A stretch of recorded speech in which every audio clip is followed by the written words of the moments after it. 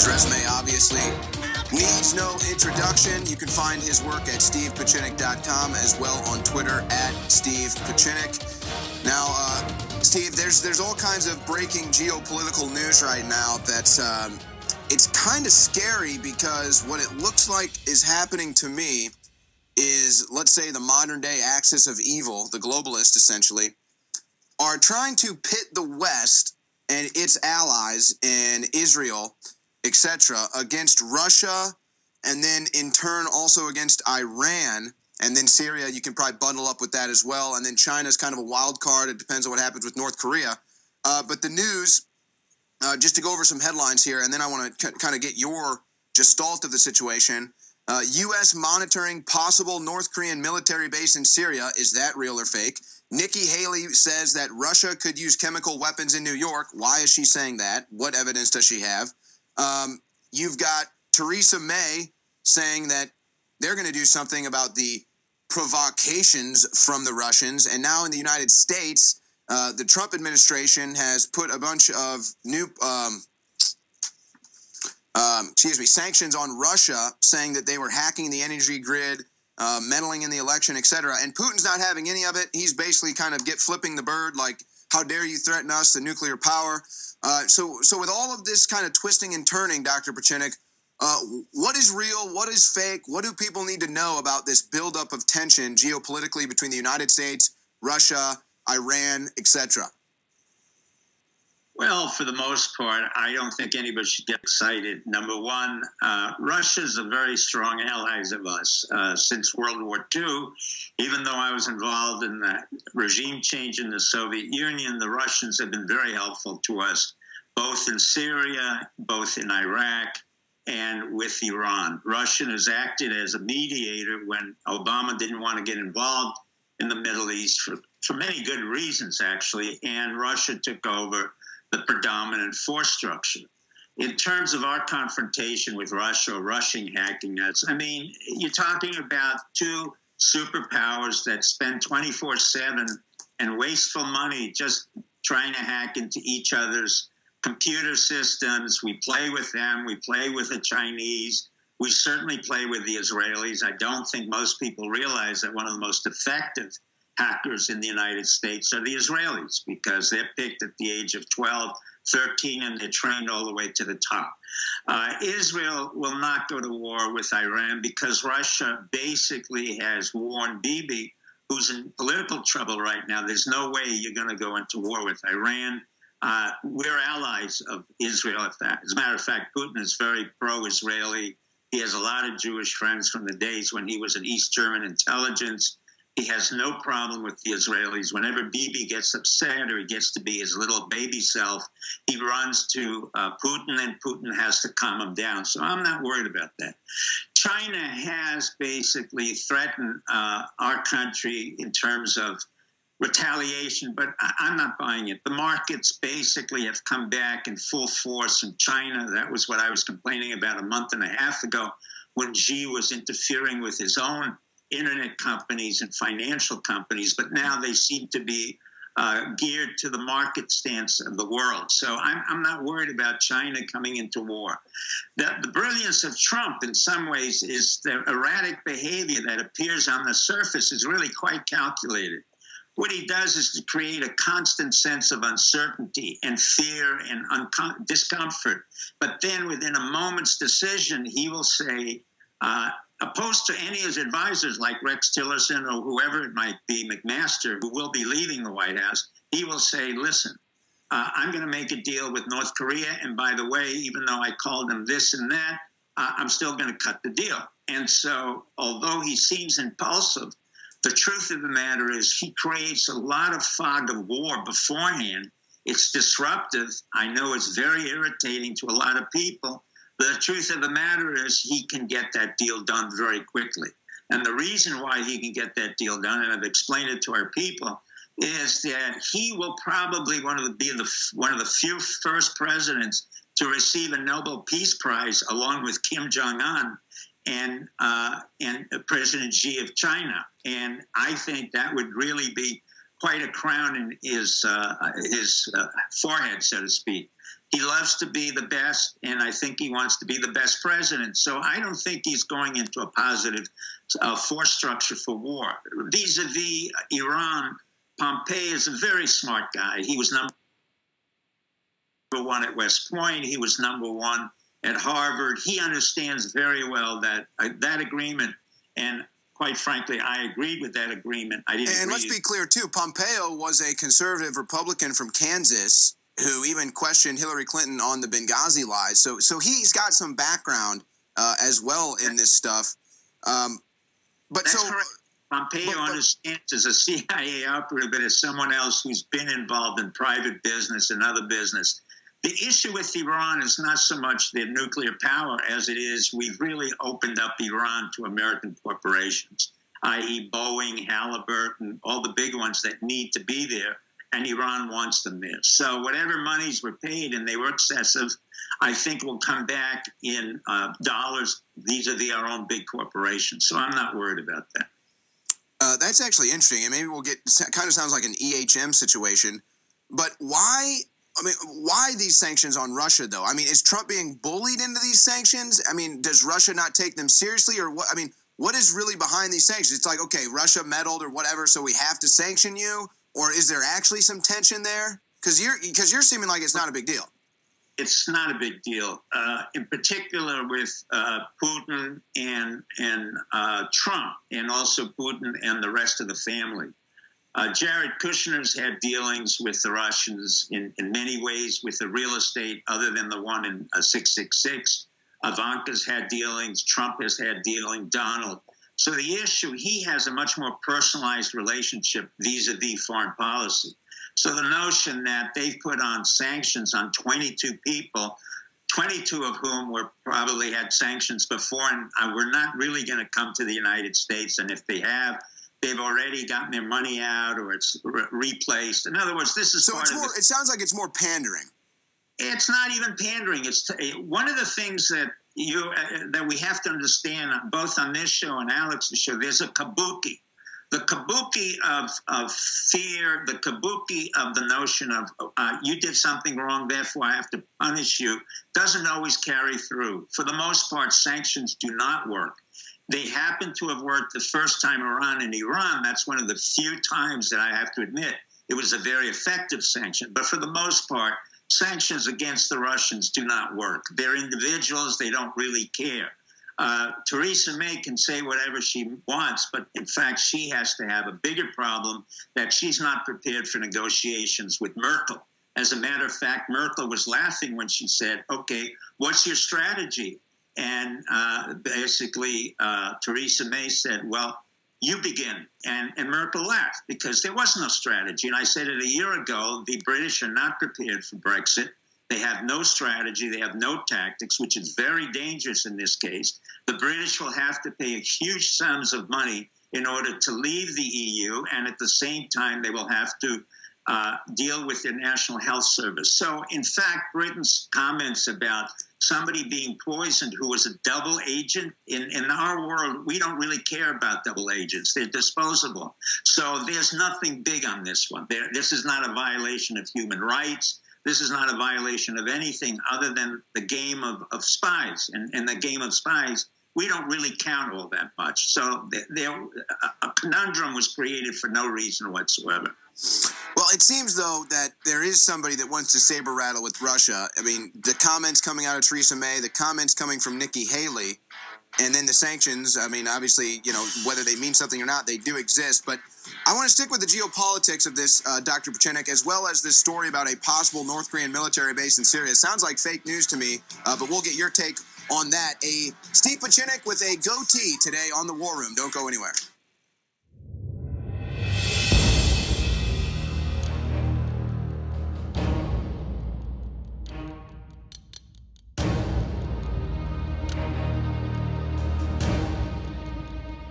Welcome back to the War Room. Owen Shroyer here. Dr. Steve Pieczenik is our guest. You can find him at stevepieczenik.com, his Twitter at Steve Pieczenik.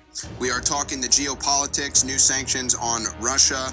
Nikki Haley warning Russia could use chemical weapons in New York. I want to get to that in a second. But first, Dr. Pieczenik, I want to ask you about this story This comes from the Free Beacon. There were some other outlets that reported on it as well. U.S. monitoring possible North Korean military base in Syria. Now, I look at a headline like that and I say, okay, possible North Korean military base, that seems to me to be fake news. But do you have anything about this? I mean, North Korean military base in Syria? What is this story? Well, I don't think that's very viable. The North Koreans have supplied the Syrians and the Iranians and various other countries with weapon systems, but it was Israel who took out any threat to the Israelis, and that would pose a major, major threat to the Israelis. But they're the ones who can handle this problem, but I don't think that's the issue anymore. The real issue is what we talked about a little bit before, where Iran now has two countries to work with. It has Iran itself, and it has Syria, and it has the line of control right above Israel. And so Israel would have to fight Iran, Syria, Lebanon, and it can't do that. At this particular point in time, it's not equipped to handle a two-front battlefield. So I don't think that's going to be the issue. I think Pompeo probably has a very good relationship with the Israeli intelligence. I'm pretty sure that General Mattis has a very good relationship with the Israeli general forces. The generals in Israel want Bibi to resign because Bibi has been a problem. He tends to be impulsive. He's corrupt. Does that sound familiar? And Bibi has to go. So there is the issue. In terms of North Korea, what we have is a really it was quite a surprise, but I was not surprised. I said a year ago that when Trump went out there and went to China, he basically culminated a deal to the surprise of most people.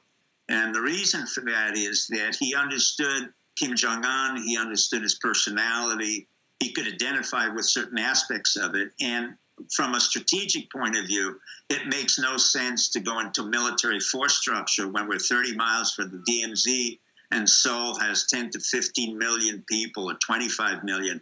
A war would not be feasible. And most of the missile systems in North Korea are really not very effective. They don't work. And for the most part, Korea really wants to do business. And they have about 25% export capacity in minerals and phosphorus and other elements. But I think Korea would do a lot better dealing with Trump. And I know Trump would give them a lot of business.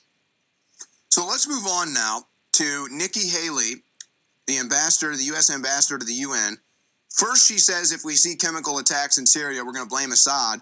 Well, boy, that's kind of taking a leap of faith. That's not a very discerning thing to say, Nikki Haley, before you even have any evidence of anything. You just blame Assad.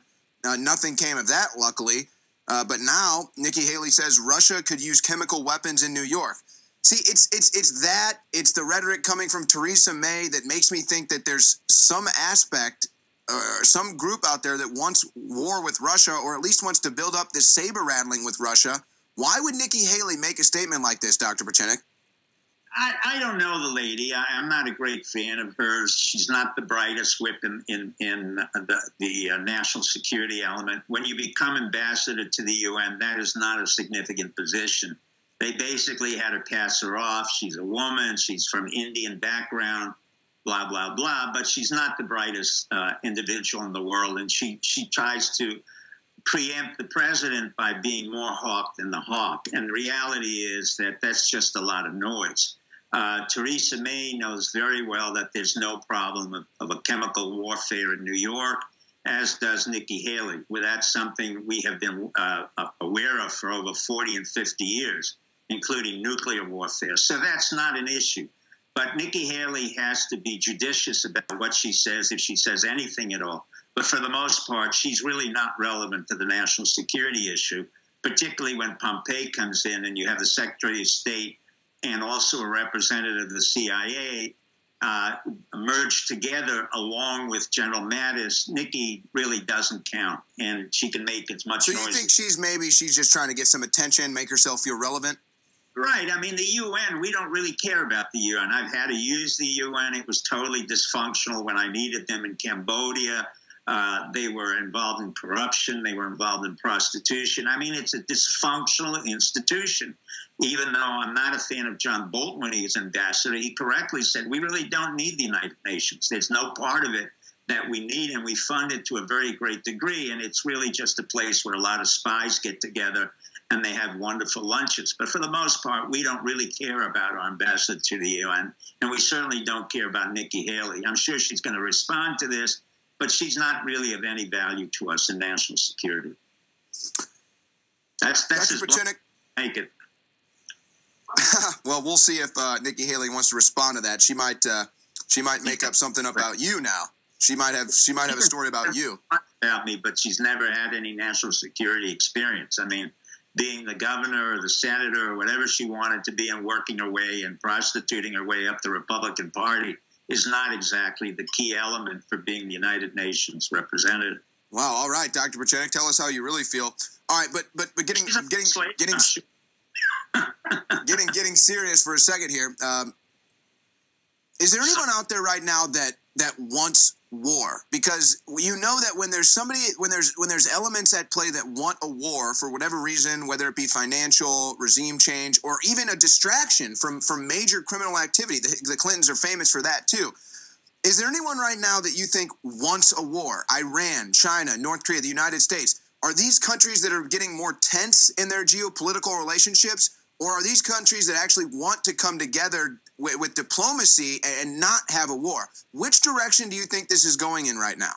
Well, it's a good question, Owen. The only group of people here in the United States who want a war are the ones who are the draft dodgers, or what we call the neoconservatives, the Wolfowitz, the Pearls, the Zalmay Khalilzad, all of those people, the Cheneys, who never served our country but have no problem sending our brave men and women into war. We're basically pulling out of a lot of areas, thanks to Mattis and Trump. We finished the war in Iraq. We have to reconstruct that. The nation. We finished the war in Syria. Syria wants to maintain its hegemony over the area. We're working with Russia. We're working with Israel. We're working with Iran on all of these elements. We work normally when we work on an issue in the Middle East. We work in Oman, which is a neutral territory for us. But for the most part, there is no element of a war per se. What there is tension about, and this is where the economy comes in, is the tariff issues. And as Trump further went on, I suspected he would make exceptions. And the exceptions he made, and thankfully, was Canada and Mexico. These are two major trading partners, and they really are the extension of America. We get a lot from Canada, we get a lot from Mexico. In return, we give them a lot. And we're probably not going to implement a full tariff war because it makes very little sense. So it sounds to me like you're not buying the headlines to go down this road now. You're not buying the headlines that whatever changes Trump makes to tariffs or taxes like that this is scaring Wall Street, scaring people in the stock market, and this is why stocks are going down. You're not buying that? No, we're about 6 months to him. The only people I listen to are you, Owen, and Alex. Honestly, I don't even listen to the news. The markets aren't showing anything like that. They don't particularly care. Even the Dodd-Frank retreat, the markets didn't respond all that much. The Silicon Valley Bank went up. But for the most part, as I told you, we're 6 months ahead, and the economy feels very strong. There's a pullback because there's been an overvaluation of many of the assets on the company, but the economy is flourishing. We have the lowest unemployment. We have a great growth development. We have a president who's pro-business. And that is reflected in our economy. It will also be reflected in our trade agreements. We don't have to be on the passive end, but the world is on notice that Trump now wants to make a quid pro quo. As for the news and all of that nonsense, I really don't listen to it. It's a lot of noise, but I understand why you guys have to listen to it so I can come back on the show and tell you, let's not worry about it. But I listen to you, Owen, and I listen to Alex. For the most part, I have no reason to listen to anybody else. It's not even relevant. So the real issue now is, how do we fulfill a lot of our obligations for jobs? We really have a lot of job openings on the technical level. We haven't trained enough people, and the real problem is... Yeah, that's a good point. All right, well, we're almost out of time here, Dr. Pieczenik, but, as much noise that comes from the mainstream media and all the spin and everything, I got to tell you, as much noise and as loud as that is, Your goatee is much louder, my friend. I mean, that goatee is making way too much noise. We could barely even hear you in the last segment. Dr. Steve Pieczenik with the goatee. I know that thing's going to be well-groomed the next time you come on air. Thank you. All right, there he goes. StevePieczenik.com. Follow him on Twitter as well for all of his updates. We'll be right back.